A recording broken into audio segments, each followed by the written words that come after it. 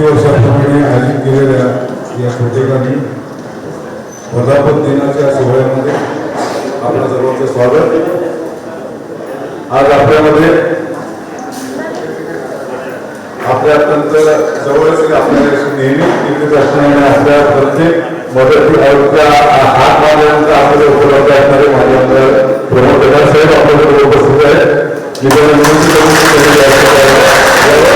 त्याचबरोबर चौकाच्या स्थापनेमध्ये याचा सहभाग होता आणि उत्तर श्री माननीय विजयाचा गायक सुद्धा आपल्यामध्ये उपस्थित आहेत. मी त्यांना बोलायला व्यासपीठावर देण्याचा आमंत्रित करतोय. त्याच्याबरोबर अतुल डांगर, कविता साळुंकर, अप्पा बिगाडे आणि नारायण अंगीकर उपाध्यक्ष अध्यक्ष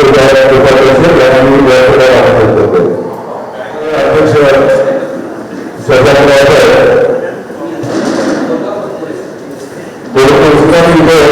येथील तोपर्यंत आपण कार्यक्रमाला सुरुवात करूया.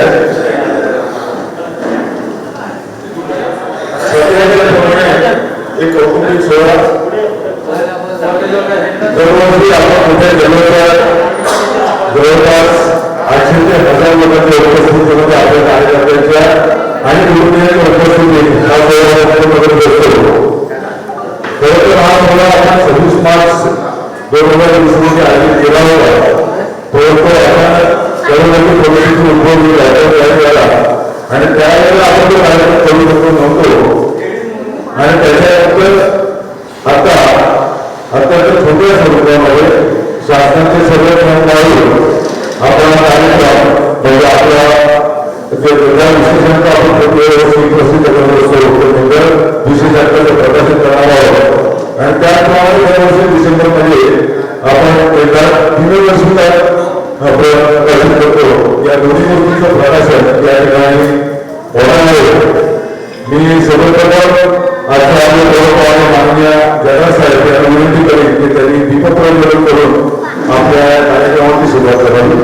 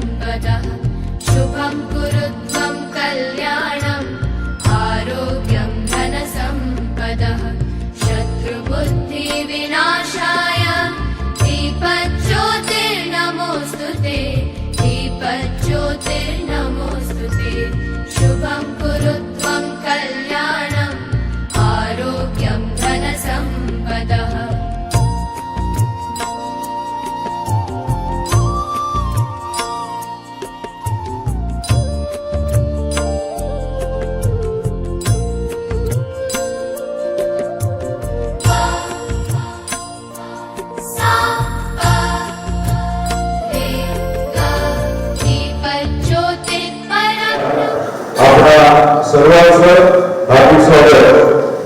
खरं तर आपल्याला आपल्या एवढ्या छोट्याशा कार्यक्रमाची सवय नाही. आपल्या जवळ होता सुद्धा त्याच्यापेक्षा कित्येक पटीने जास्त आपले कार्यकर्ते उपस्थित असतात.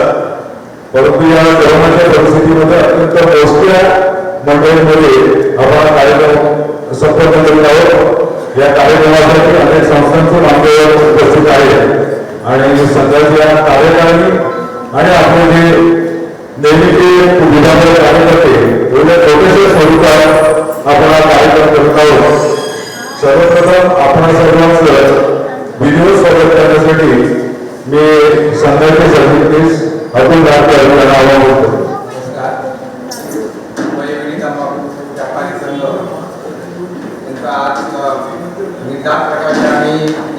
प्रकाशन सोहळा संपन्न होत आहे आणि तुम्ही सर्व आमच्या निमंत्रणावर देऊन मान देऊन तुम्ही आला आवर्जून आला त्याबद्दल तुमचे पहिले स्वागत करतो. आणि आमचे प्रेरणास्थान श्री शरदराव स्वर्गीय माननीय श्री शरदराव साहेब आणि आमचे स्फूर्तीस्थान स्वर्गीय श्री अप्पा शेटे यांना अभिनंदन करून मी आजच्या कार्यक्रमाचे आमच्या आज प्रमुख पाहुणे म्हणून ते आमचे कोकणचे सिंधुदुर्ग कोकणचे माझे आमदार ते प्रमोदजी जगाड साहेब हे आमच्या प्रमुख पाहुणे म्हणून आम्हाला लाभलेले आहे. आणि आमचे आज प्रीतमबाबू आपल्या संघाचे कार्याध्यक्ष ते नंदकुमार इष्टे साहेब, आमचे खजिनदार प्रकाश चार्लीकर साहेब, आमचे ज्येष्ठ उपाध्यक्ष ते नारायण मंदिर साहेब आणि ते अप्पा भिंडाळे साहेब हे आहेत. आणि आमचे जुने सरदार म्हणून ते अप्पा रामन हेही आमचे उपस्थित आहेत. त्यांचं आम्ही सगळ्यांनी स्वागत करतो. आणि आजच्या कार्यक्रमाला म्हणून तुम्ही सर्व आला त्याबद्दल परत एकदा आवर्जून स्वागत करतो. आजचा काळ कोरोना आहे त्यामुळे लोक काही कमी आलेली आहे, पण तसं काही नाही आहे. आली तर थोडे आले तरी आम्हाला भरपूर आहे, तसं काय वाटत नाही आहे. तेव्हा आजचा प्रोग्राम हा चांगला एकदम सोहळा आनंदी होईल या अपेक्षा बाळगतो. धन्यवाद. यानंतर आजचे आपले प्रमुख पाहुणे माननीय प्रमोदजी जगाड यांचं आपण स्वागत करूया. संघाचे कार्याध्यक्ष नंदकुमार यांनी विनंती करतो की त्यांनी शाळा शुल्क आणि पुस्तक उचलून त्याचं स्वागत करावं.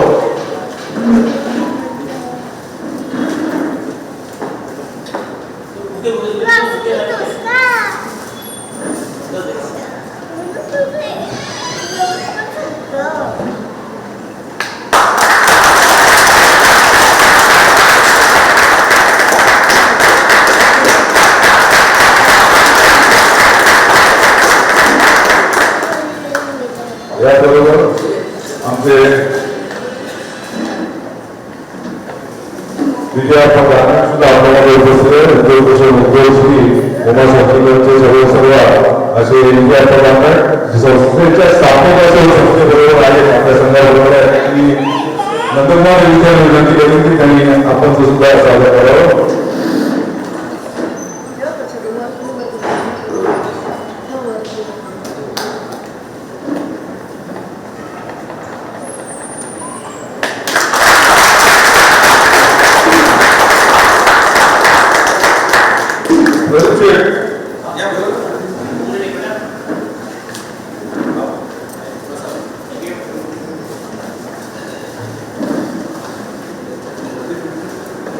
धन्यवाद. याचबरोबर या सभागृहामध्ये आणि संस्थांचे मान्यवर उपस्थित आहेत, परंतु त्यांचं स्वागत आपण वेळेची बचत करण्यासाठी मी विनंती करेन आपले सचिव संस्थापक सगळे राहणार प्रकाश आयुक्त हर्षद शेटे यांनी सभागृहात त्यांचं स्वागत करावं. खालीच हर्षद शेटे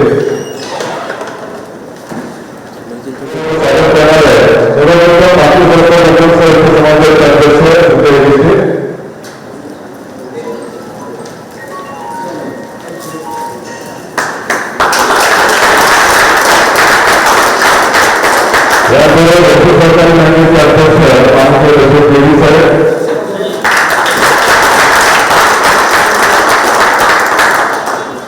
कोकण समाजाचे उपाध्यक्ष भाई शेटे,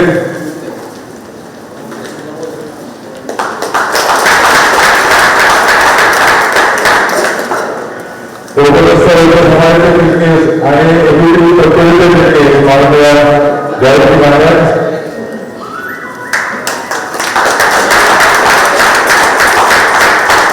कोकण समाजाचे प्रतिनिधी महाराज,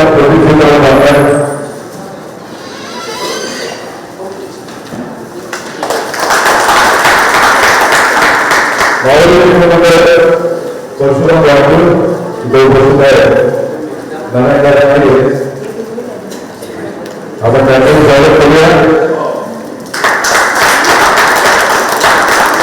महाराष्ट्र जनता सहकारी कंपनीचे अधिकारी त्यांच्या वतीनं आपल्याजवळ उपस्थित नाही. आपण विनंती करतो महाराष्ट्र जनता सर्वांचं स्वागत केलं. या सर्व आपल्याशी दिलेली आहे. वेळोवेळी आपण यांच्या सहकार्य घेत असतो. सर्वांनी आपल्या सरकारी कंपनीचे संदेश सोडले अध्यक्ष आपल्याला उपस्थित आहे, त्यांचं स्वागत करूया. हे सगळे संघाचे कार्यकर्ते आहेत, परंतु वेगवेगळ्या ठिकाणी संस्थांमध्ये ही पदं भरवत आहे. याबरोबर आपले जाहिरातदार खरंतर शाहीराव कापू मसाले त्यांना आपण आमंत्रित केलं होतं, परंतु या शक्य झालं नाही. आपण त्यांना आमंत्रित केलं होतं, तेही आलेलं नाही. आपण आता येताना आपल्याला प्रत्येकाला बाहेर मास्क मिळाला, तो जो मास्क त्याने आपल्याला दिले, त्याचबरोबर वेळोवेळी आपल्याला जवळजवळ काही गरज आहे. या कोविडच्या काळामध्ये तो त्यांनी खूप जणांना गव्हर्नमेंट दिलेली आहे. आपण राजनीतीच्या सुरुवातीला तिकीट दिलेलं सुद्धा उपलब्ध करून दिले. आपल्यापासून अत्यंत आपल्याला जे सगळे उपलब्ध करून दिलं आहे असं उपस्थित आपल्याकडे उपस्थित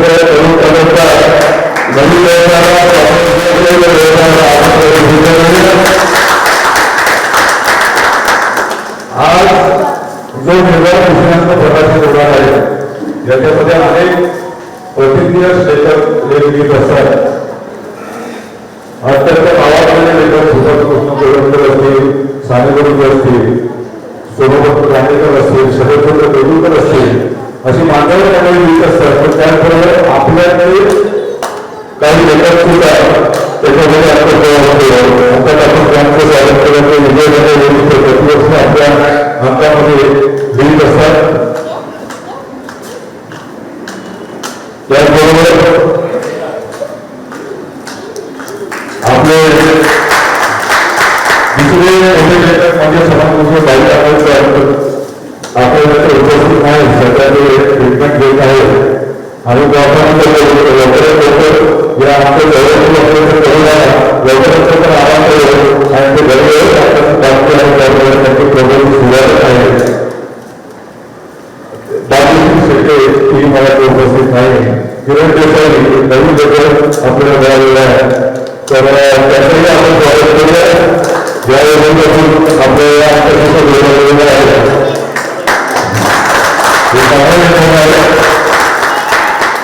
या दोघांमध्ये कोणी लेखक आहे, कमी आहे.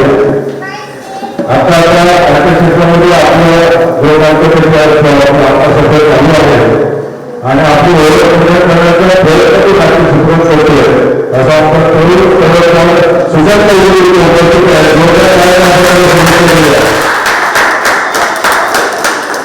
याबरोबर हा जो अर्थ आहे तो साधून देण्यासाठी आपल्याला नेहमी सरकारी असतं. त्यानंतर संपूर्णपणे उपयुक्त बनवलेलं आहे. आपलं यांचंही आपल्याला नेहमी सहकार्य असतं आणि हे सेवांमुळे त्यांनी आपल्याला उपलब्ध करून दिलं. पाटील साहेब उपस्थित आहे, ज्याने सर्वांनी आपल्याला उपस्थित करून दिलं आहे. आपण सर्व मान्यवरांचं स्वागत केलेलं आहे. सर्वप्रथम मी आपल्याला आपल्यासमोर आमंत्रित करतो सरकारची कार्यकर्ते मंडळाला की सरकारची भूमिका आपल्यासमोर मांडावी, पुढील कार्यक्रम आणि आतापर्यंत केलेलं काम याच्याबद्दलची माहिती आपल्याला दिली. नमस्कार. स्वर्गीय श्री आप्पा शेटे आमचे स्फूर्तिस्थान, स्वर्गीय श्री शरदराव साहेब यांना अभिवादन करून गेल्या 41 वर्षामध्ये संघाच्या वाटचालीमध्ये ज्याने ज्याने या संघटनेसाठी योगदान दिलं त्या सर्वांना दंडवत करून आज मी या ठिकाणी 41 वर्षामध्ये संघटना पदार्पण करत असताना आजपर्यंत ज्यांचे मोलाचे सहकार्य लागले आणि लाभत आहे त्या सर्वांच्या आभार मानून गेल्या 40 वर्षामध्ये संघटनेमुळे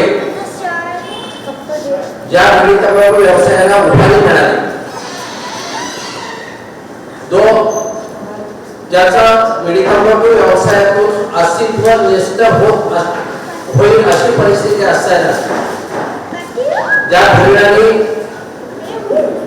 संघटनेची स्थापना केली त्याची पुढील सेवा करण्याचं भाग्य आम्हाला लाभलं, म्हणून मी सर्वांचे आभार मानतो. दादाने सांगितल्याप्रमाणे हा कार्यक्रम 27 मार्चला होता आणि मी 23 वर्ष ह्या संघटनेचा जवळपास कार्यक्रम पार पाडला. वर्धा मंदिराचा 23 वर्ष कार्यक्रम आयोजित करण्यामध्ये मी आहे आणि प्रत्येक वर्ष मी एकदा चांगल्या हॉलमध्ये असतो. षण्मुखानंद हॉलला सुद्धा 2 ते 3 कार्यक्रम आपले मोठे झाले ते 25वा कार्यक्रम सुद्धा षण्मुखानंदात झाला आणि या वर्षी सुद्धा राष्ट्रीय मजदूर संघाच्या सभागृहामध्ये एका वेगळ्या पद्धतीने कार्यक्रम करायचा असा निश्चय झाला, तर सगळी तयारी झाली होती. पण दुर्दैवाने त्याच्यावर ओढवणे सरकार आपल्याला ओढवलं आणि हा कार्यक्रम पुढे गेला आपला. पण 40 वर्षाची परंपरा सोडायची नाही या हेतूने आपण मी सांगितल्याप्रमाणे छोट्या काही का होईना जे आपल्याकडे आपण नेहमी भेटणारे जे लोक आहेत त्यांच्या उपस्थितीमध्ये तरी आपल्याला कार्यक्रम आपला पार पाडायचा आहे आणि बरोबर तितक्याच लोकांना आज आपण जे प्रमुख आहे अगदी सतत संघाची एकनिष्ठ असणाऱ्या लोकांना आपण बोलवले, ते कार्यकर्ते काम करतात तितक्या लोकांना आजपर्यंत आपण सरकारी नियमाच्या अधीन राहून हा कार्यक्रम पार पडतोय. त्यामुळे जे थोडंसं खर्च आहे की 40 आमचा हा वार्षिक वर्धापन म्हणजे एक मोठा आनंदाचा उत्सव असतो दरवर्षी आमच्यासाठी ती दिवाळी असते. पण या वर्षी आम्ही तो आपण करू शकलो नाही. आपण पुढच्या वर्षी या सगळ्यांना पार पडणार असू आणि पुढच्या वर्षी परत एकदा त्याच मार्च एप्रिलच्या दरम्यान आपण मोठ्या प्रमाणात उत्सव साजरा करूया. आपल्या सर्वांचं सहकार्य आपल्याला लागेल हे निश्चित आहे. कोरोनाच्या काळामध्ये ज्या व्यवसाय आणि अत्यावश्यक सेवा ज्याच्यासाठी ज्या दुकानांना मुभा दिली होती त्या सर्वांनी नफे केली. मी थोडं गावातून काही ठिकाणी बघितलं तर किराणा मालाला तिथे व्यवसाय करण्यासाठी परवानगी होती, तर फक्त किराणाचा माल न विकता त्याने आजूबाजूला कपड्यांचे काउंटर चप्पलची स्टँड पण ठेवली होती, त्यांनी धंदा केला. पण माझ्या तंबाखू व्यवसाय व्यापाऱ्यांनी काय केलं की आपल्याकडे असलेला माल आपल्या आजूबाजूच्या लोकांना जे मागेल ते येतील ते असेल त्या दरात दिला, त्याने कधी नफ्याचा विचार केला नाही. म्हणजे इतका प्रामाणिक असणारा हा तंबाखू व्यवसाय आपल्याला कुठलाही लोक जवळ न करता लोकांच्या सेवेसाठी तत्पर असतो याचा मला अभिमान. आणि हे करत असताना ही जबाबदारी स्वीकारत असताना माझ्या काही सहकार्याने कोरोनाची लागण झाली. आज ते आपल्यामध्ये नाही, त्याची थोडीशी खंतही होती. ज्यांना दुकान व्यवसाय म्हणून नको होतं पण जिथे मिळेल तिथून माल आणायचा आणि आपल्या जवळपासच्या जे मागायला येते त्यांना पुढच्या बंद असेल तर त्याला कापून आतमध्ये या, पण तुमच्या वेळेला लागणारी वस्तू घेऊन जा. आज पैसे नसेल ते उद्या द्या. पण लोकांची वेळ चालवण्याची जी वृत्ती पहिल्यापासून राबवलेली आहे ती आजपर्यंत त्यांच्या अंगी पिढ्यानपिढ्या बांधलेली आहे आणि हीच वृत्ती या संघटनेमध्ये आहे. म्हणून संघटना 40 दशकं म्हणजे 4 दशकं चाललेली आहे आणि याच्या पुढे ही अशी चालेल. कारण आमच्याकडे आपल्याकडे चांगले निष्पक्षपातीपणे कुठलाही स्वार्थ न ठेवता काम करणारे लोक आहेत याचा सुद्धा मला आनंद होतो. त्याच्यामध्ये आमच्या संदेश नायर सारख्या हॉस्पिटलमध्ये जाऊन काही कोविडला लागणारं साहित्य पोस्ट केलं. आमच्या मातृसंस्थेने ज्यामध्ये मी त्याचा उल्लेख केलेला आमच्या मातृसंस्थेने सुद्धा कोकणाचा संमेश्वरी वैश्य समाजाने मुंबईतल्या अनेक पोलीस स्टेशनला जाऊन कोविडचा किटचा वाटप केलेला आहे. म्हणजे फक्त धंद्यासाठी मुंबईत न आलेले हे लोक अशा सगळ्या सार्वजनिक क्षेत्रामध्ये सुद्धा अग्रेसर आहेत. ज्यावेळेस हे सगळीकडे बंदी चालू झाली आम्ही पहिल्या दिवसापासून सगळीकडे प्रयत्नात होतो की कसंही झालं तरी आमच्या व्यवसायाला याच्यातून सुटका मिळायला पाहिजे. कारण हा व्यवसाय फक्त व्यवसाय नसून ते ग्राहकांची सेवा करणारा हा वर्ग आहे. म्हणून तो गावात आपल्या मेघीसारखे खेड्यात असून सुद्धा तिथून जाऊन पत्रकावर सगळ्या आस्थापना करत होतो. पेपरला छापून आणण्याच्या बातम्यांचे सगळे करत असतो. पण आपला व्यवसायाचा धंदा आता विविध म्हणजे आपल्या लोकांना आहे की आपल्या पूर्वपरंपरागत धंदा आहे, पण अनेक लोकांना त्याची पक्ष आहे. विडी तंबाखू म्हटलं की पेपरमध्ये जरा मागे घेतो, विडी तंबाखू म्हटलं की जरा मंत्रालयामध्ये गेलं की अगोदर दर्शायचे, पण आता लक्षात नाही. कारण त्यांना माहिती आहे की फक्त तो व्यापार करत आहे, जटर साहेब असतात. पण आम्ही काय फक्त तो धंदा करत राहिलो नाही. जे जी पत्र दिली होती त्याच्यामध्ये सगळ्यांना उल्लेख केला की विडी तंबाखू म्हणजे फक्त सिगारेट आणि तंबाखू विडी विकायला परमिशन देऊ नका, तर त्या धंद्यामध्ये माझे विडी तंबाखू आवडतो. अन्य सगळ्या वस्तू विकतात त्याची ग्राहकाला सेवा देण्यासाठी आणि प्रत्येक ठिकाणी ही भूमिका बजवून दिली. आणि आज 16 जुलै ज्यावेळेस कमिशनची मीटिंग झाली साहेब, त्यावेळेस सगळे मुंबईची दुकानं उघडायला लागली हळूहळू. आणि नंतर मग ते तंबाखू त्या अगोदर 20, 25, 35 हजारचे दंड झाले. उघडलेली दुकानं बंद व्हायला लागली, करायला लागली. तिथे दुकानं तरी बंद करायला लागलं नाही. तुमचं तंबाखू विडी तंबाखू दुकानं नाही चालू कसं केलं, तुम्हाला बंदी आणि गोष्टी नाही अमुक तमुक सगळं. आम्ही जाऊन ती भूमिका ज्यावेळेस पाठवून दिली, त्यानंतर ते सगळे तंबाखूने आमची प्रत्येक कोण येत होते, काय करायचं दुकानवर तंबाखूचं काय भरून घे, विडीचं काय करू विकून घे, सिगारेट काय करू मागवून घे, काय झालं तर आम्हाला फोन करा. आम्ही त्यावेळेस ते हळूहळू सगळी आपली बाजारपेठ त्याबरोबर विडी तंबाखूची पाठवण्याची दुकान ठाणा जिल्हा कम्प्लिटली बंद होतो. ठाणे जिल्ह्यात कमिशनरला पत्र दिल्यानंतर कोणाचं आम्हाला पत्र आलं, ज्यावेळेस संघटनेत पत्र दिलं तर कमिशनरचं आपल्या युनिटला पत्र आलं की या संघटनेने सांगितलं केलेल्या मागणीनुसार एवढी बंद म्हणजे रिपोर्ट म्हणजे आहे तीच. त्यावेळेस ठाणे सगळ्या विडी तंबाखूच्या दुकानं निर्मित म्हणजे कुठल्याही काही अडचण नाही तर चालू होते. आपण मेरा माहिती तीच परिस्थिती होती. आम्ही जाऊन तिथं म्हणजे एक योगा चांगला होता, म्हणजे दाते साहेब होते, म्हणजे पहिल्या मुंबईतले म्हणजे सांगायचं एवढ्यासाठी सांगतो की संघटना असल्यामुळे आपण म्हणजे संघटनेचा पाठबळ असल्यामुळे आपण या सगळ्या आस्थापनांकडे गेलो आणि आस्थापनांकडे भूमिका मांडल्यानंतर जे आपल्याला राहत मिळाली, जी आपल्याला सुख सवलत मिळाली किंवा धंद्याला जे आपल्याला पुढे प्रगती करायला किंवा चालू करायला निवडणुकीकडे पार पाडायला जी आपल्याला मिळाली, त्याचा फायदा आजपर्यंत मुंबईतल्या सगळ्या विडी तंबाखू व्यापाऱ्यांसह पानपट्टीचा उपभोग घेत आहेत. आणि हळूहळू जे आपल्या नोंदणीपासून गेले 6-7 महिने लाभ होते ते आता गेल्या 4 महिन्यापासून सुरळीतपणे पार पडतोय. संघटनेचे कामकाज होते, पण आज घडीला थोडंसं मी पुढची उद्दिष्ट सांगेन जी मला अनुभवली. कारण दिवसाचा अधिक वेळ सुद्धा मी दुकानावर असतो, अनुभव प्रत्यक्ष गिरायकाला काय चाललंय, मार्केटमध्ये काय चाललंय, कंपन्या काय करतायत, डिस्ट्रीब्युटर काय करतायत, होलसेलर काय करतायत, फेरीवाले काय करतायत, सगळा अनुभव आहे. आज धंद्याची ती पूर्ण परिस्थिती बदलली. कारण डॉक्टरांच्या मी अगोदर सांगितल्याप्रमाणे डॉक्टरच्या काळामध्ये जी किराणाची दुकान होती ज्यांना अत्यावश्यक सेवा घडली त्या लोकांनी काय केलं, त्यांना काही कंपन्यांनी फ्रीज दिले, तर थंड ठेवायला लागले. बाजूला आजूबाजूला बॅटरी बंद आहे, फरसाण विकायला लागले, त्याच्याबरोबर ते खाली विकायला लागले. ज्यावेळेस आम्ही आमचा धंद्यात परिवर्तन करताना या सगळ्या वस्तूंचा सेवा देणं चालू केलं. त्याच्यातून आम्हाला आज ते सगळे धंदे डिवायडेशन झाले. मी माझ्या सगळ्या व्यवसाय बंधूंना एकच सांगेन की सध्याची परिस्थिती निवडत चाललेली आहे. अजून सुद्धा 2 गोष्टी ज्या आपल्या धंद्याला पूरक असलेल्या गोष्टी चालू राहिल्यात, एक रेल्वे सेवा आणि शाळा. या 2 गोष्टी आपल्या धंद्याला थोड्याशा पूरक आहेत. आता जरी कस्टमर असतात तरी आपल्या परिसरामध्येच असतं, हळूहळू असतं, पण त्याच्यामध्ये खचून न जाता आपण ज्या वस्तू ठेवत होतो त्या कुठल्या पद्धतीने ठेवायच्या बंद न करता त्याच्यामध्ये आपल्याकडे असलेल्या जागेचा वापर करू. फक्त जागेचा वापर करायला पाहिजे, कारण आपल्याला पैशाची अडचण नाही. का पैशाची अडचण नाही? आपल्याकडे पैसे सहकारी बँक आहे, दात्या असतात आमचे, काय हरकत नाही. आपली महाराष्ट्र जनता आपली विडी तंबाखू व्यापारी पतपेढी आहे, महाराष्ट्र जनता पतपेढी आहे. आमचे डायरेक्टर संजय शेरे पतपेढीचे ते अध्यक्ष आहेत. म्हणजे आर्थिक बाब आपल्याला येणार नाही. फक्त एवढंच आहे की आपला जो पिढीजात व्यवसाय असणारा सांभाळून त्याच्यामध्ये असलेल्या जागेचा वापर करून त्याच्यात अजून आपल्याला काय करता येईल याची दिशा आपल्याला शोधायला पाहिजे. आपण अगोदरपेक्षा आज घडीला आपल्या व्यवसायातले सगळे सुज्ञ लोक आहोत. जर त्याच्यातून कुठली अडचण असेल, बीएमसीच्या लायसन्स संदर्भात असू दे, एफडीएच्या परमिशन संदर्भात असू दे, राज्य सरकारच्या कुठल्या अडचणी जीआर संदर्भात असू दे, तुम्ही कधीही संघटनेला हात मारा.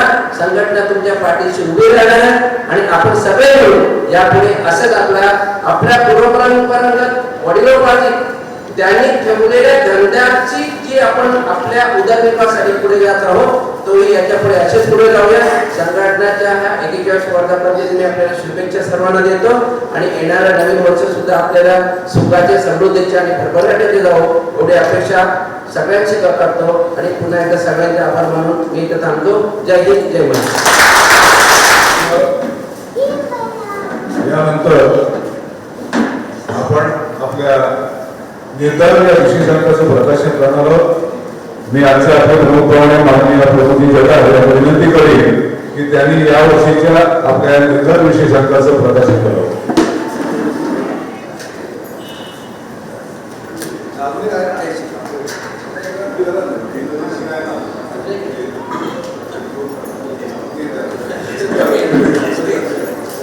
थोडं जवळ आहे आपण, थोडंसं जवळ आहे आपल्याला.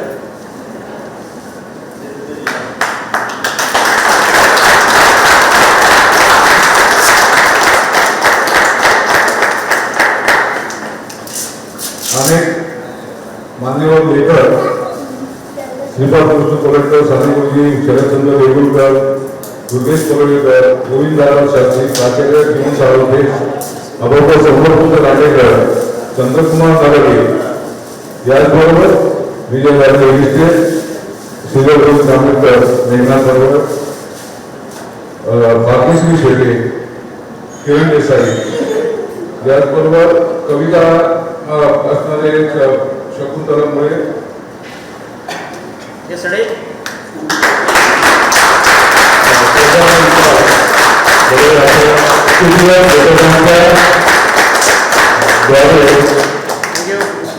समाजाने अत्यंत चांगला असा अंक झालेला आहे आणि त्याचं प्रदर्शन झालेलं आहे. आता मी पुन्हा विनंती करणार आहे की आपण प्रतिवादी दिनदर्शिका प्रकाशित करत असतो डिसेंबरमध्ये. कॅलेंडर आपण दरवर्षी प्रकाशित करतोय तर त्या कॅलेंडर प्रकाशन करावं. आपला सगळ्यांचा अंतर आणि दिनदर्शिका प्रकरण आहे सगळं पोचेल निश्चितपणे आणि जे आपले विभागावर कार्यकर्ते आहेत त्यांनी सुद्धा त्याच्यामध्ये जोडायचे आणि आपल्या विभागामध्ये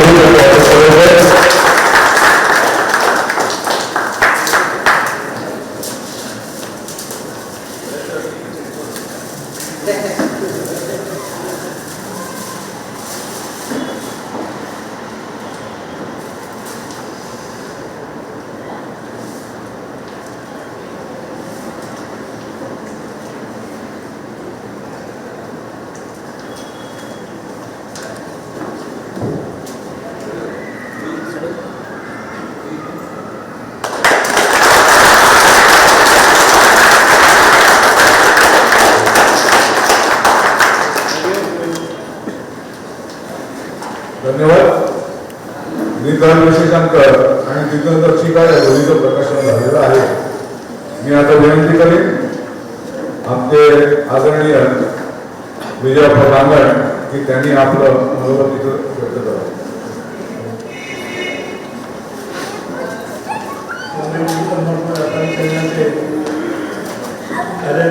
अध्यक्ष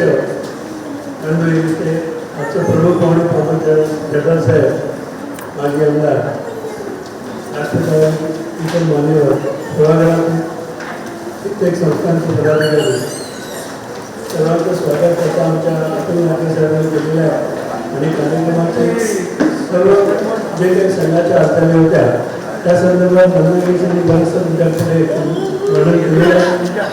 त्याच्यामध्ये त्यांनी सांगताना गौरव सांगितलं की आपल्या ज्या जागा आहेत ह्या जागांचा दुर्विनियोग करून ज्या प्रमाणाने आपल्या जागा केल्यावर आहे त्याच्यामध्ये त्या धंद्यावर असताना काही बदल करू आणि सध्याच्या सुद्धा पद्धतीमध्ये आपण त्यावर जे ज्या काही जीवनावश्यक वस्तू त्या सुद्धा सगळा दिली आपण केला आणि त्याचा वापर केला.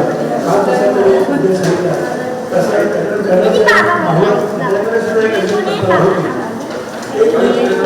एक छोटंसं सहजीकरण सुरू झाल्यानंतर 9:30 सगळ्या ठिकाणी एका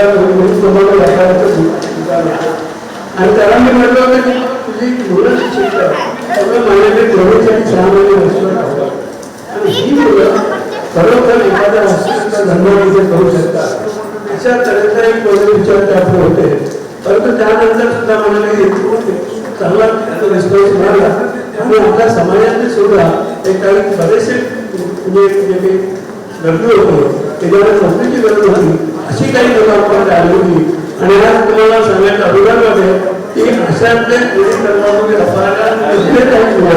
आज 20 ते 25 मुलं ह्या सर्जिकल लॅबमध्ये शिकतो त्यांनी स्वतंत्रपणे धंदा सुरू केलेला आहे आणि मुलापासून आपली उपजीविका करतात. हा उपयोग त्यांना फक्त या जागेचा झाला आणि त्याला जे योग्य मार्गदर्शन झालं आणि चालू कालज्ञानाप्रमाणे आपण आपल्या धंद्याची किंवा एखाद्या उपजीविकेची साधनं कशी चांगली मिळवत यायची ह्याचा अभ्यास करत असताना ह्या काही गोष्टी मला नक्की ठेवायचं वाटेल. परंतु या जागाच्या उपयोगानं आपण अशा तऱ्हेने नवीन नवीन टेक्निक जे असेल त्याचा उपयोग कसा करता येईल यासाठी नक्कीच करायला पाहिजे एवढे तुमच्या पुढे कल्पना मांडतो. आणि संघातल्या 41 वर्षाच्या वाटचालीला उमासंतीकडे 40 वर्ष वाटचाली गेला एवढा 5 दिवस आहे. मी संघाच्या पाठोपाठच 1 वर्ष मला मागले आहे आणि दोन्ही प्रश्नांची वाटचाल हाताला उमासंतीकडे चालू आहे. संघाच्या कार्यक्रमात संघाच्या कुठल्याही कार्यक्रम असो आंदोलन असो त्यावेळेस आम्ही सगळे सहभाग करतो आणि योग्य योगदान आहे ते आपण देत असतो. त्यामुळे सगळ्यांना सर्वांना शुभेच्छा देऊन ते माझं विषय संपतो. यानंतर मी आजच्या आपले प्रमुख माननीय प्रमोदजी जठार यांना विनंती करेन की त्यांनी आपलं मनोबल व्यक्त करावं. ते आपल्याला इथे मार्गदर्शन करण्यासाठी आलेले आहेत. त्याबरोबर त्यांच्याकडे स्कीम सुद्धा आहे त्याच्यामध्ये आपल्याला हे पुढे कसा व्यवसाय आपल्या व्यवसायाला करण्याची स्कीम सुद्धा आपल्याला देणार आहे. त्याबद्दल माहिती आपल्याला देखील आपल्याला नमस्कार नमस्कार खाली झालेल्या मातांवर आले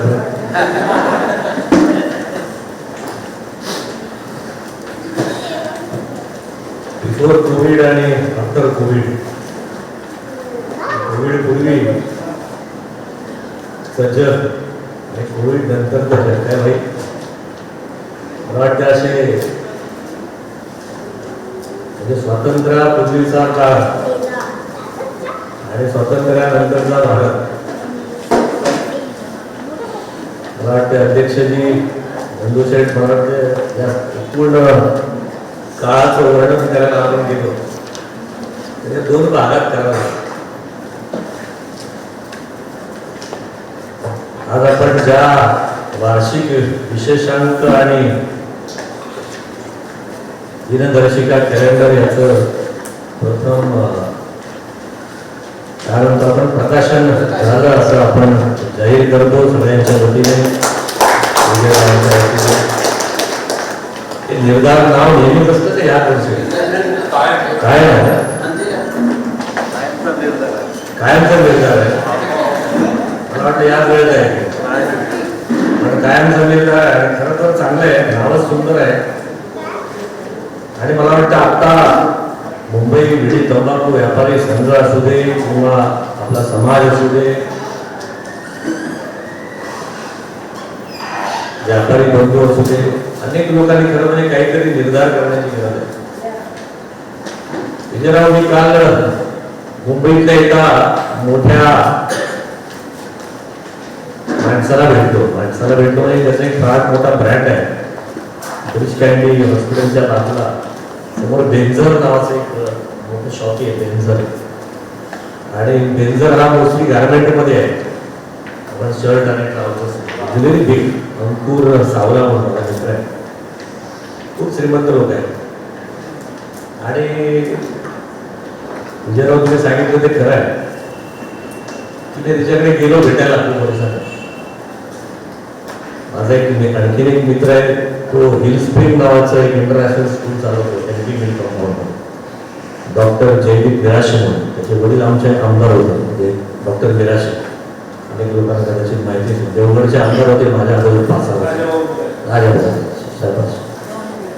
तर त्यांचं एमपी कंपाऊंडमध्ये त्यांची शाळा स्वतःची इंटरनॅशनल स्कूल आहे. त्याचे चेअरमन पवार साहेब होते शरद पवार साहेब तर तो आहे. तर त्यांच्या रेफरन्समध्ये मी त्यांच्याकडे गेलो आणि मला आश्चर्य वाटलं की हा गार्मेंट मधला माणूस डेन्झर नावाचा हा ब्रँड आहे ना, वर्ल्ड फेमस ब्रँड आहे ट्राउझर्सवर, आणि त्याने त्या कॅन्डीच्या समोरच्या त्या मोठ्या स्वतःच्या मॉलमध्ये स्वतःच्या मालकीचं आहे, तर त्याने खालच्या सगळ्या फ्लोअरमध्ये व्हेजिटेबल आणि फ्रुट्स याचं मार्केट करून टाकलं. मी त्याला म्हटलं अरे असं काही परिवर्तन केलं अचानक. तर मी जेव्हा त्याने मला सांगितलं की याच्या पुढची इंडस्ट्री जी आहे या आफ्टर कोविडचा जो इफेक्ट आहे त्याच्यामध्ये ही एक इंडस्ट्री सर्वाइव्ह झाली व्हेजिटेबल आणि फ्रुट्स मधली, जे लोक खातात, म्हणजे झाडं थांबलं नाही लोकांचं आणि औषध घेणं थांबलं नाही, या दोन गोष्टी थांबल्या नाही, बाकी अख्खं जग थांबलं. त्यामुळे तो म्हणला मी आता माझ्या धंद्यात मी डायव्हर्सिफिकेशन केलं थोडं, आणि याच्यापुढे मुंबईमध्ये मी फार मोठ्या प्रमाणात निवास केला. त्या शाळेत मला डॉक्टर मीराशांनी 2-4 वर्षापूर्वी, 2-4 वर्षापूर्वी नाही 7-8 वर्षापूर्वी एका माणसाची ओळख करून दिली होती. त्यांचा मुलगा त्या शाळेत, मुद्दा मी रेफरन्स तुम्हाला देतो की जग कुठल्या दिशेने चाललंय, माणसं यशस्वी कशी होतात. मॅनेजमेंटमध्ये आपण सगळे मॅनेजमेंटमध्ये काही मुलं असतील, आता काही तरुण आहेत, त्याच्यामध्ये एक अॅनालायसिस करतो, त्याला SWOT अॅनालायसिस म्हणतो. आपल्या स्ट्रेंथ काय, आपले विकनेस काय, आपल्या समोर असलेल्या संधी काय, ऑपॉर्च्युनिटी काय, आणि आपल्या समोर असलेल्या थ्रेट्स काय, याचा विचार केला आता माणूस खूप लांबपर्यंत जातो. आणि याचं मूर्तिमंत उदाहरण म्हणजे विजयराव स्वतः आहे, रांगण साहेब, त्यांच्याकडे जोरदार टाळ्या झाल्या पाहिजे. जास्त व्यवसाय करतात, 100 माणसं नोकरीला आहे, असे अनेक उद्योजक आहेत, मला कदाचित माहीत नसतील पण ते अनेक मंडळी आहेत. त्यातलं एक उदाहरण मी स्वतः आहे, वडील मिलमध्ये नोकरीला, म्हणजे ग्रॅज्युएट होईपर्यंत मी लालबागच्या चाळीत राहत होतो, मैदानात झोपत होतो, 18-20 दारिद्र्य होतं, तरी सुद्धा त्याच्यातनं मी ग्रॅज्युएशन केलं, नोकरी केली, बँकेत नोकरी केली, बिल्डर झालो लालबागमध्ये. कोकणात जाऊन नारायण राणेंच्या समोर कोणी हिंमत दाखवत नव्हतं आमदारकीला, तिकडे जाऊन 34 मतदारिका व्हायला पण आमदारकी पण लढवली निवडून आली.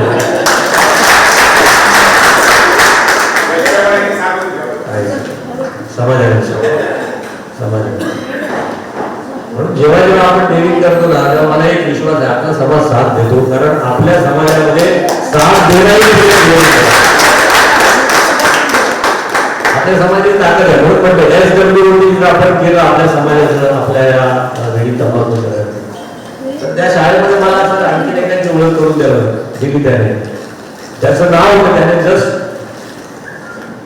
या किराणा आणि या सगळ्या विषयामध्ये सुरुवात केली होती, आणि त्याच्यानंतर या देशातलं एक फार मोठं मार्ग त्याने उभं केलं. त्याचं नाव होतं राधाकृष्ण दमानी, आणि त्याने मार्ग उभे केले, त्याचं नाव होतं डी-मार्ट. मला वाटतं मुंबईतच 50-60 डी-मार्ट आहे, आणि तो मला वाटतं आज या देशातला पण एक अनेक श्रीमंतांच्या यादीतला एक माणूस आहे, बरोबर ना. मी त्याच्या शाळेत नेहमी जातो, तो माझा मित्र आहे, आणि त्याच्या शाळेत सगळी VVIP लोक, फार श्रीमंत मुलांची किंवा व्यापाऱ्यांची मुलं येतात, त्यामुळे अनेक लोकांचा मला परिचय होतो किंवा त्यांच्यामधून काहीतरी इन्स्पिरेशन मिळतं की काय करावं. मी सांगण्याचं कारण असं आहे की आपल्याकडे पण आपल्या काही शक्ती आहे, आपल्याकडे पण ताकद आहे. मी बंधुशाहीच्या विचारात होतो, मी खूप ठेवलं त्यांना म्हटलं मग आपली दुकानं किती, ते म्हणले जाधव साहेब आपली दुकानं मुंबईत काढायला गेली तर ती 40,000 दुकानं आहेत. किती आहे? 40,000 आहेत ना दुकान. दिस इज अवर स्ट्रेंथ. आपण आपलं दुकान एक म्हणून लायब्ररी समजत असतो तर 40,000 ही ताकद आहे. म्हणजे मी लालबागच्या चाळीत राहतो, 100 खोल्या होत्या, सगळे जण समजायची की त्याची 100 फुटाची एक खोली आहे, पण मी समजायचो हा 2 एकर असलेला BMCचा फवारा आहे ना, हाच माझ्या बापाचा आहे. खरा सुरुवात कुंडली सगळे समजायचे 100 फुटाची एक खोली, मी समजायचो 2 एकराचा प्लॉटच माझ्या बापाचा आहे. पुढे मला आणि मी तोच प्लॉट डेव्हलप केला, आणि त्या 100 लोकांना राहणाऱ्यांना प्रत्येकाला त्यावेळेला 2003, 4, 5 साली 400 कार्पेटची घरं करून उद्धव ठाकरेच्या हस्ते चालू केली. No aim is crime, APJ Abdul Kalam saheb. शुद्ध एवढेच नाही. उद्दिष्ट असावं कसं असावं म्हणजे मला तेव्हापासून होतं. मी माझा आधार नेहमी सांगायचं की तू वाड्याच्या घरात जन्माला नोकरी करणं तुझं काम आहे. ते टाइम बिंग साठी आवश्यक असेल, पण व्यापार करणं, धंदा करणं हे तुझ्या डीएनए मध्ये आहे, हे तुझ्या पूर्वजांचं रक्त आहे. कधीही विसरू नकोस. म्हणून जेव्हा मला व्यवसायाची संधी मिळाली त्याच्या तिसऱ्या दिवशी मी नोकरी सोडली. बँकेत मॅनेजर होतो, नोकरी सोडली आणि कन्स्ट्रक्शन व्यवसाय. त्यामुळे व्यवसाय करणं मला वाटतं हे आपल्या मागपडतो गरीबान दुकानाचं करो किंवा विजयराव करतात तसा आणखी करू. त्यामुळे आज आपल्या समाजाने जरी आज आपण या ठिकाणी गुरुद्वार आलो असतो तरी हरकत नाही. आपण सगळे जे काही व्यवसाय करून मोठे झालेले ज्येष्ठ मंडळी. मुद्दा मगाशी म्हणते की या जसं विशेषांचं नाव निर्धार आहे तर काही निर्धार आपण करायला पाहिजे आणि ते निर्धार जर आपण केले जातात आपली 40,000 लोकांना पण आपण एका डिफरंट रीचला पोहोचू शकतो. आपण एकटा कोणी नाही, पण एकदम 40,000 एका ठिकाणी जमलो तर वी कॅन सेल एनिथिंग. म्हणजे आपण आपल्याशिवाय मुंबईमध्ये कुणी मालच विकू शकणार नाही एवढी ताकद आपल्याला असते. एकटा आपण आसेपासच्या गोष्टीसारखे एकटा असं ते उडायला गेलं तर होणार नाही. पण त्याच्यातलं एक ज्येष्ठ वयस्कर कबूतर सांगतं की आपण सगळे उडू, तर ते फाशे पडद्याला त्या फाशे पडद्याने टाकलेल्या जाळ्यासकट उडून गेलं आणि तो फाशे पडदे उडत. तर माझी तुम्हाला एक विनंती आहे की आता राजन साहेबांनी सांगितलं की अशा प्रकारचं काही निराळ विचार करायचा का. मला वाटते अशी बंधुशेठ म्हणताना म्हणाले त्याने आठवण काढली की विडी तंबाखूचं नाव घेतल्यानंतर लोकांच्या अंगावर टाकायचं किंवा लोक घाबरून लांब पडतात. मला अनुभव आहे आणि आपल्याच रवींद्र नाटक मंदिर मधलाच अनुभव आहे. आपला कार्यक्रम होता, गमतीने सांगायला हरकत नाही आणि आराम तेवढ्यातच ते गुजरांचं दुःख निधन झालं होतं आणि आमचं सरकार नंतर आलं होतं. गिरीश बापट काहीतरी मंत्री होते आणि गिरीश बापटांचा मला फोन आला की प्रमोद त्या कार्यक्रमाला तुझा मी येणार नाही, मी आलो तर लोक माझा फोटो काढते आणि एवढे घाबरले ते. ठीक आहे यावं, माझा समाज आहे, मला तर नाही जायला पाहिजे, तुम्ही नाही आलात तर काय, पण मला तर जावंच लागेल. आणि तेव्हा मी छोटासा निर्धार केला होता कधीतरी आपल्या समाजाचं देणं आहे, आपल्याला या समाजाबद्दल किंवा आपल्या सगळ्या स्टेट बद्दल कधीतरी विचार होईल का. मला माहित नव्हतं तेव्हा आपण काय करू शकतो, पण एक योजना आम्ही आखली आहे. त्या योजनेच्या बऱ्यापैकी जवळ आलेलं आणि ती सांगण्यासाठी प्रामुख्याने मी आपल्या सगळ्यांकडे आलो आणि आम्ही काय करतोय ते विजयराव मी सांगतो. या आता काही दिवसापूर्वी आता सध्या अख्ख्या हिंदुस्थानभर एक शेतकऱ्यांचं आंदोलन आपण म्हणतोय की जे पंजाब किंवा हरियाणा भागातल्या शेतकऱ्यांचं आंदोलन. आता ते आंदोलन काय आपल्याला सगळ्यांना माहिती आहे. एकूण 3 बिलं काही महिन्यापूर्वी संसदेत पारित झाली. चांगली का वाईट हा भाग बाजूला ठेवतो, कारण मी भारतीय जनता पक्षाचा असल्यामुळे मी कदाचित एका बाजूने बोलेन, पण तो पाठ बाजूला ठेवू. जी काही बिलं झाली तेवढी सांगतो आणि आपल्याला त्याच्यातला कसा फायदा घेता येईल एवढीच त्याची मागची भूमिका आहे. तर लगेच कोणतरी राष्ट्रवादीवाले असायचे म्हणायचे जनरल भाजपचं काय भाषण सुरू केलेली आहे अपार्ट, मला काही तो आज विषय नाही. परंतु जी 3 बिलं फार छान झाली आणि त्या 3 बिलापैकी एक बिल असं आहे की शेतकरी त्याचा माल आहे ना हा एपीएमसी मध्ये पण विकू शकतो आणि एपीएमसीच्या बाहेर. जसं तुम्ही विडी तंबाखू आंब किंवा एनिथिंग आपण जे तयार करतो, जसं सर्जिकलची सामान तयार करतात, कुठल्याही मॅन्युफॅक्चरर आपलं काम जगाच्या पाठीवर कुठेही विकू शकतो आपली वस्तू. तसं हा मोदी सरकारने आणलेला कायदा आहे की एपीएमसीच्या बाहेर जगात कुठेही भाजी, अगदी बांधावर पण भाजी विकू शकतो, फळं विकू शकतो, अशा प्रकारचं आहे. दुसरा आहे इसेन्शियल कमोडिटी मधला कांदा आणि या सगळ्या गोष्टीला त्याचा आता स्टॉक करू शकतात आणि इसेन्शियल कमोडिटी मधला त्याला वगैरे. तिसरा आहे कॉन्ट्रॅक्ट फार्मिंग मध्ये तुम्ही जसं आपण आंब्यावाले आहेत आणि देवगडवाले सगळे आंब्यावाले आहेत, त्यामुळे आता आमच्या पूर्वी बांधावर येऊन अनेक व्यापारी मोहर यायच्या अगोदर, आता आमच्याकडे व्यापारी सुटले, आता ते मोहर यायच्या अगोदर आम्हाला 10,000 रुपये द्या, 15,000 रुपये द्या, 50,000 रुपये अशा प्रकारे कॉन्ट्रॅक्ट फार्मिंग सुरू करतात. पण ते इलिगल आहे, कारण अर्धे पैशानंतर ते सोडून पडतात आणि येत नाही. आता या सरकारने काय केलंय की ते कॉन्ट्रॅक्ट फार्मिंग सुद्धा निगल केले. म्हणजे तुम्ही शेतमाल तिकडे फळं यायच्या अगोदर, धान्य यायच्या अगोदर पण तुम्ही कॉन्ट्रॅक्ट करू शकता आणि त्याच्यात जमिनीचा काही संबंध नाही. अशा सगळ्या गोष्टी आहेत. या गोष्टींना फायदा घेत म्हणजे गेले 7-8 महिने अनेक लोक लॉकडाऊन मध्ये होते, पण मी विचार केला की या लॉकडाऊन मध्ये आपण आपला काय फायदा करू शकतो किंवा आपण या समाजामधला या सगळ्या बिलांच्या माध्यमातून काय निर्णय करू शकतो.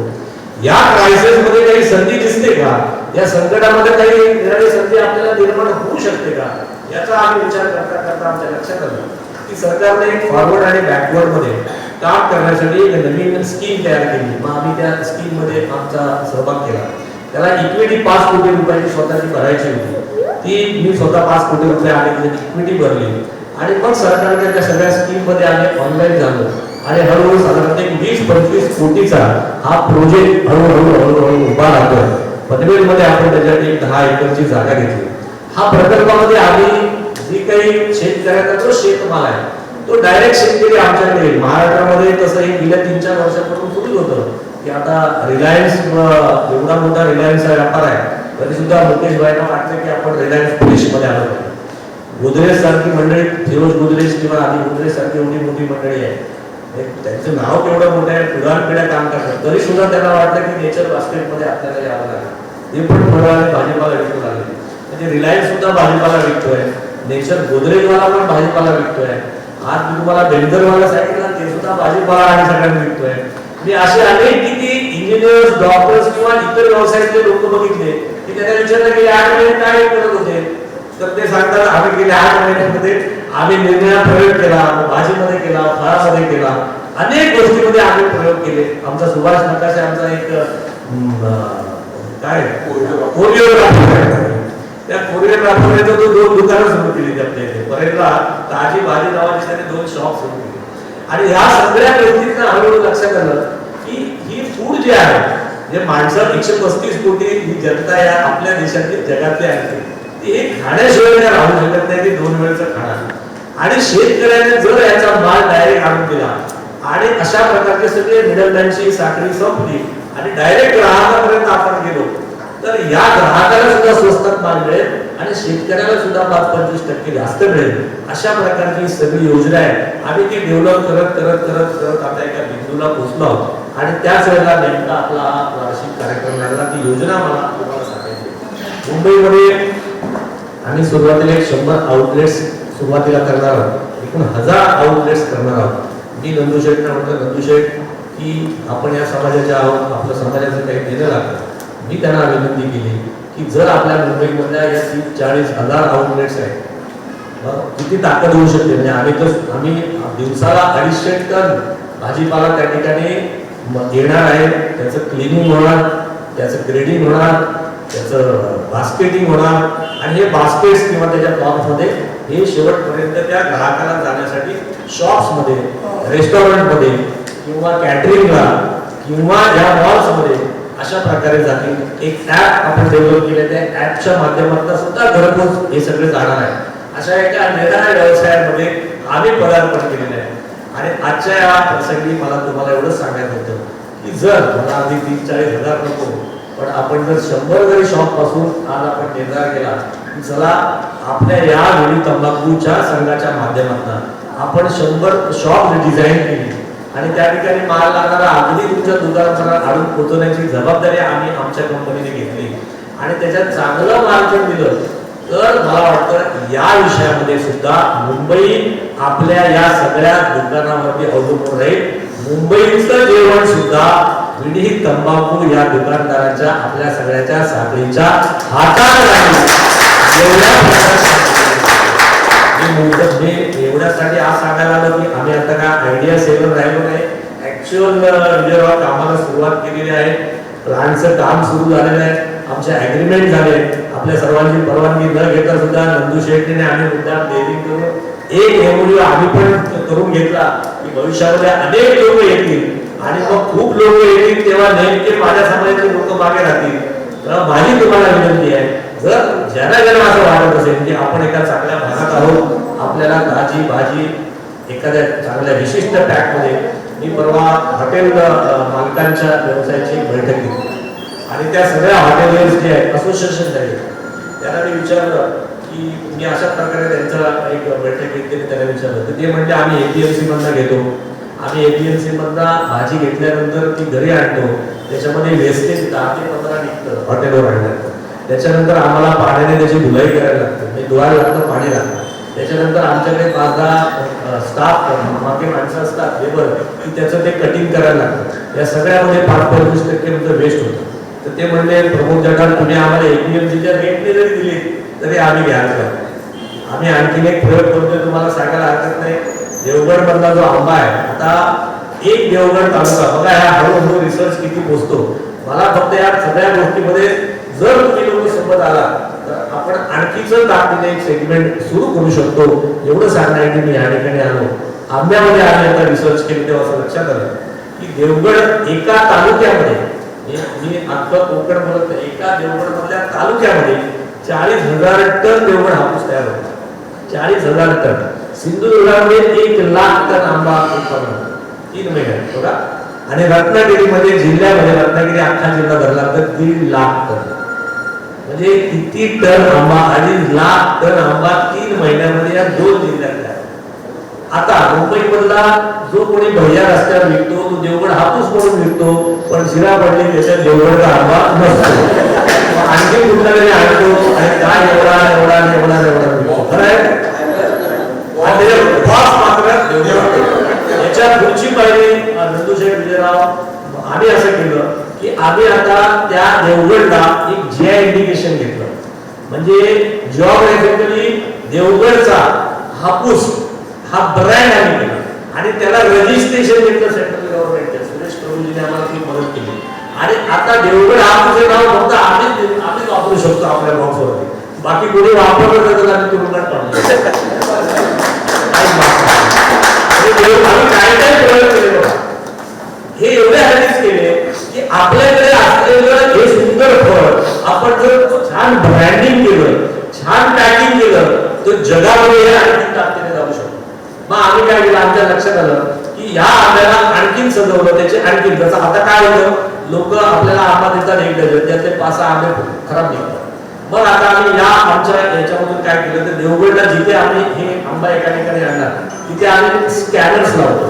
म्हणजे जसे आपल्याला आपण विमानावरती जाताना आपल्याला सामानाचं स्कॅनिंग होतं, तसं हा रायगडिंग चेंबरमध्ये जो आंबा जाईल, आम्ही आंबा काढला, आंबा सकाळी 10च्या अगोदर काढावा लागतो आणि संध्याकाळी 3 नंतर काढावा लागतो. आमच्याकडे ते आंबा का खराब होईल सांगतो, आपण कुठला काढता होतो मी, त्यामुळे मला हे माहीत नसेल तर कठीण होईल. म्हणून आम्ही या सगळ्या सिस्टीम लावतो की 10च्या अगोदर आंबा काढायला लागतो, संध्याकाळी 3 नंतर आंबा काढायला लागतो. हा आंबा काढून तो रायगडिंग चेंबरमध्ये जातो, तो पाण्यात टाकतात. तुम्हाला माहिती आहे, मी सांगत चुकीचं आहे, पण पाण्यामध्ये आंबा टाकला की जो बुडतो आंबा तो चांगला, जो तरसतो तो वेस्ट पण जातो. आम्ही इथे स्कॅनिंग फॅक्टरी सुरू केली आहे. जवळजवळ 3 महिन्यामध्ये 1,000 टन आपण आंबा कॅन करू शकतो, एवढी कॅनिंग फॅक्टरी आपण देवगडला लावली. तर ती पण मागे आहे. रायगडिंग चेंबर मधून आलेला आंबा जो आहे तो त्या स्कॅनर्स मधला जाईल, तो स्कॅन होईल. म्हणजे अगदीच खराब झाला तर 12 ह्याच्यामधला एक आंबा, एका दुसरा आंबा खराब होऊ शकतो, याच्याकडे होऊ शकत नाही. 99% आंबा चांगला. याचं ग्रेडिंग करतो आपण, म्हणजे 250 ग्रॅम, 300 ग्रॅम, 350 ग्रॅम एका वेळीचे सगळे, आणि त्या एक डझनाच्या पेढ्या आम्ही किती किती त्याच्यावरती प्रक्रिया करतो. कारण हे आपलं चांगलं असलेलं फळ जगामध्ये सगळीकडे गेलं पाहिजे. एकच उदाहरण देतो की मी एकदा गडकरी साहेबांना अशाच प्रकारचे आंबे पाठवले होते. गडकरी साहेब मला म्हणले की आंबे चांगले असतील तर दे, कारण माझा अनुभव वाईट आहे. तर मी गडकरी साहेबांना आंबे घेऊन दिले. मला म्हणले की प्रमोद चांगले असतील तर दे, ते व्यवस्थित करून दे. आम्ही ते व्यवस्थित स्कॅनर बिनर करून दिले होते. कारण म्हणजे तुमच्याकडे आंबे येतात ते 50% खराब असतात. बघा, चांगले 4 आंबे असलेलं बोलत नाही, पण 2 खराब असलेले गाडी घालतो. शिरा पडले ना, खायला आणलं काय कशा दिल्या, त्यामुळे चांगले दे. आणि मी त्यांना खरोखर चांगले असे स्कॅन बिन करून आंबे घेऊन दिले.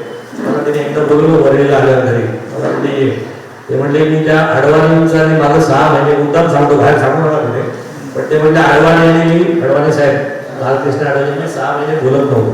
तुझ्या आंबे मी त्यांच्या घरी पाठवले.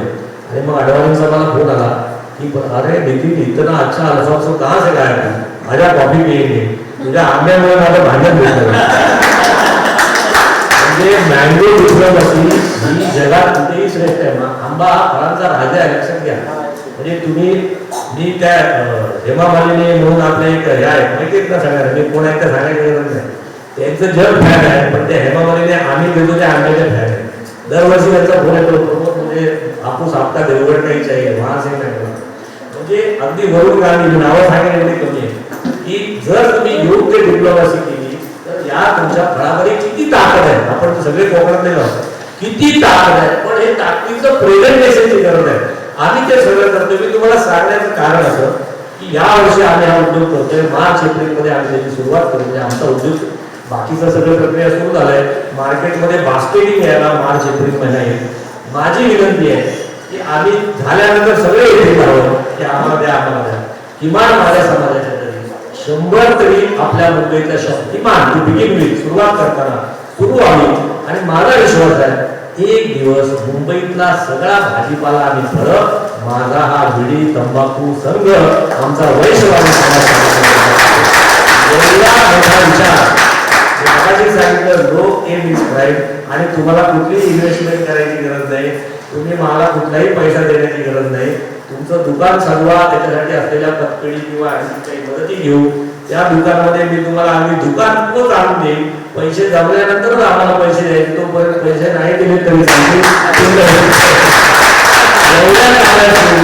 मला वाटते आजच्या या दिवशी हा निर्धार जर केला तर या कोरोना काळामध्ये सुद्धा आपण अनेक प्रकारच्या धारिष्ट्याने किंवा आपण जीवाची जोखीम घेऊन या ठिकाणी आलो. आणखीन एक सक्सेस स्टोरी आपली होईल म्हणून मी सगळ्यांना शुभेच्छा देतो. आणि हा निर्धार खरोखर हा निर्धार करूया एवढा बरोबर शुभेच्छा तुम्हाला देतो आणि थांबतो. जय हिंद जय. यानंतर कार्यक्रमाचं समापन करण्यासाठी म्हणजे आपण प्रदर्शन करण्यासाठी मी संघाचे खजिनदार प्रकाश साळुंकर यांना आमंत्रित करतो. प्रकाश साळुंकर. नमस्कार. आणि कमीच आहे टाइमच संपत आला. मुंबई विडी तंबाखू व्यापारी संघाचा दरवर्षीप्रमाणे मोठ्या उत्साहात थाटामाटात वर्धापन दिन साजरा होतो. पण ह्या कोविडच्या महामारीमुळे आणि शासनाने नियम घातल्यामुळे शासनाच्या नियमाच्या अधीन राहून साध्या पद्धतीने सोशल डिस्टन्सिंगने आजचा कार्यक्रम पार पडत आहे. आणि त्या सर्वांना आपण सर्व हजेरी लावली किंवा आपण त्याचं पालन केलं त्याबद्दल सर्वांचे आभार. आजच्या कार्यक्रमाला प्रमुख अतिथी म्हणून आमचे स्नेही आमचे मार्गदर्शक माझे आमदार प्रभूभाई जटार हे दरवर्षी आम्हाला काय नाही काय किंवा दरवर्षी त्यांच्या उच्च किंवा नेहमी आपल्या पाठी असतात. आम्ही जेव्हा आमदार होतो तेव्हा त्यांना नागपूर किंवा इकडे प्रत्येकाची आमची गाणी घेऊन आम्ही त्यांच्याकडे जातो. ते आम्हाला त्यांच्याकडे संपूर्ण सहकार्य करतात. त्याबद्दल त्यांचे आभार. आणि जी ते आता त्यांनी म्हणजे ती योजना आणली आणि जी स्कीम आणले ती नंदकुमारने अजून ते मोकळे झाले. आणि आम्ही जास्तीत जास्त प्रमाणात किंवा जास्तीत जास्त आउटलेट कशी घेता येईल कसं डेव्हलपमेंट करता येईल ते पुढच्या याच्या महिन्यात आम्ही त्यांना संपूर्ण पाठिंबा आमच्या संघटनेत त्यांना आहे. तसेच आमचे कुंभार सार्वजनिकांचे सभ्य सर्व आणि आमचे हितचिंतक आमचे मार्गदर्शक अप्पा गाणत या कार्यक्रमाला उपस्थित राहिले त्यांचेही मी आभार मानतो.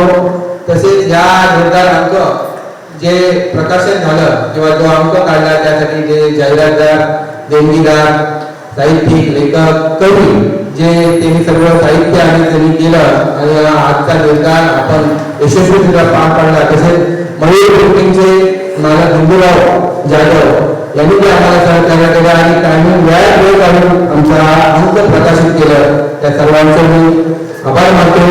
तसेच ही दिनदर्शिका आपण दोन्ही कार्यक्रम आपण एकाच वेळी केले कारण का गेल्या मार्चला आपण कार्यक्रम ठरवलेला पण तो होऊ शकला नाही. त्यामुळे दिनदर्शिका आणि वार्षिक विशेषण म्हणजे खंड पडू नये 2020चा हे पण ह्या यावं किंवा हा अंक काढावा. नंदुशेट्टी आमचे कार्याध्यक्ष बोलले की खंड न पडता मोजक्या किंवा आपल्या ठराविक हा कार्यक्रम व्हावा म्हणून आम्ही या दोन्ही कार्यक्रम आज आयोजित केला आणि आम्ही करत आहोत. त्या दिनदर्शिकेसाठी ज्यांनी प्रायोजन केले ते आमचे खाते उद्योग समूहाचे शाळेगाडी खातो तसेच एमएपी पद्धतीचे सर्व म्हणजे अध्यक्ष चिटणी यांनी ते सहकार्य केलं. तसेच उमा चर्चीकर कोकणाचा समाज असेल परत स्वामी समाज आता रुपेश कोलते असतील आणि जेवढे आमचे जाहिरातदार ज्यांनी ज्यांनी आम्हाला सहकार्य केलं त्या सर्वांचे मी आभार मानतो.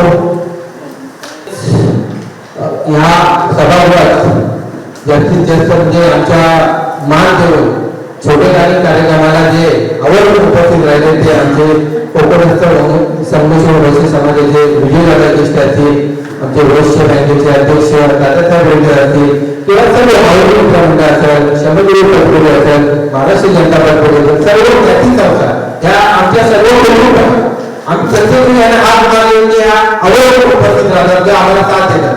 गेल्या वर्षी आम्ही जे सांगली आणि कोल्हापूरला दुष्काळ झालं त्यावेळी आमच्या संघाने 8-10 दिवसांनी निर्णय घेतला की आपण काहीतरी तिथं करायला पाहिजे, आपलं योगदान दिलं पाहिजे. म्हणजे आम्ही व्यापारी संस्था असून पण सामाजिक बांधिलकी ही आपली जपलीच पाहिजे. या अनुषंगाने 8 ते 10 दिवसांचा आम्ही सर्व कार्यक्रम ठरवला आणि या प्रत्येक संस्थेमध्ये म्हणजे समाज असेल, बँक असेल, पतपुरी असेल, सर्व कंपनीत आम्ही हात बांधून सर्वांनी आम्हाला भरपूर अशी साथ दिली त्यांनी. आणि खरं तर कुठल्याही हे न करता की आमची मिटिंग झाली नाही की आमचं काय झालेलं नाही, आम्ही ठराव करतो, पण एका प्रोमध्ये सर्वांच्या संस्थेकडे आम्ही आमचं मदत मागली, सर्वांनी आम्हाला वेळोवेळी साथ दिली आणि त्यामुळे आम्ही गेल्या वर्षी हा कार्यक्रम म्हणजे स्वतः जाऊन आम्ही तिथे प्रत्येक म्हणजे पूरग्रस्तांना तिथं मदत केलेली आहे.